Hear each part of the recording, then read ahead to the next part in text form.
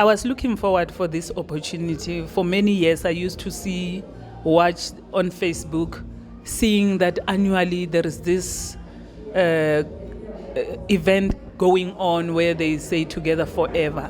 And in my heart, I was longing to be part of it. And one of the pastors in church, she posted on the group that, you know what, there is the course coming up. Guys, those who are invited, let them enroll. You know, for me, it was like, wow, it's a lot of money, but because it's my month of bonus, I will be able to do it. When the time to start the course came nearer, the hospital phoned me to say, my husband is going to be discharged. And I realized that, sure, if he comes home because he had a stroke, there is no way I'm going to be able to attend the course. And I WhatsApp May Victor, to say, you know what, my husband is coming out of hospital and then I won't be able to attend the course anymore.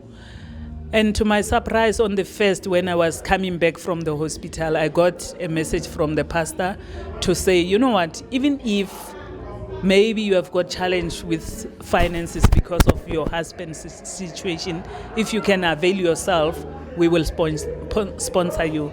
And I realized that, you know what, God really needed me to be part of this class of 2019. So what stood out for me in the course, it was when they were talking about marriage is a covenant, marriage is a God thing, it's not a good, marriage is a God thing, something like that. And another thing that stood out is that what was lacking in my marriage previously, it was the fact that people, they receive and then they don't accept. So if your partner receive you, but there are other voices around influencing one of you, it's not easy for you in a marriage to be sustained because there are other parties who are getting involved in a marriage. So when they were talking about boundaries, I realized that there are levels of boundaries that need to be followed. And I realized as an African man, as an African woman with my husband, that was totally lacking in our marriage, because he would agree with me, but when he goes to the family, they will tell him something else and he will be agreeing with them. That used to cause a lot of problems for us. And another thing that stood out, it was the matter of joint account, because financially you find that you are fighting every time because you don't know what your partner has done with the money, and then your salary need to be the one that is doing everything. So I believe and I understand, Hori, that's what we're going to practice in our marriage. We're going to have a joint account, and that will help a lot in our finances. And another point that stood out for me, what was it?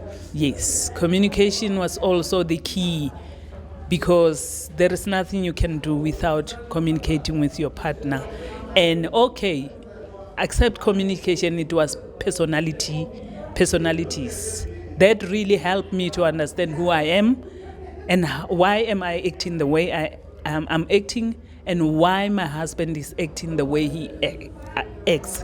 So to me, personality trait, joint account, commitment, which is the marriage, those were some of the points that I can highlight, that as much as God has given me the second chance to marry the same man again, my marriage will be together forever.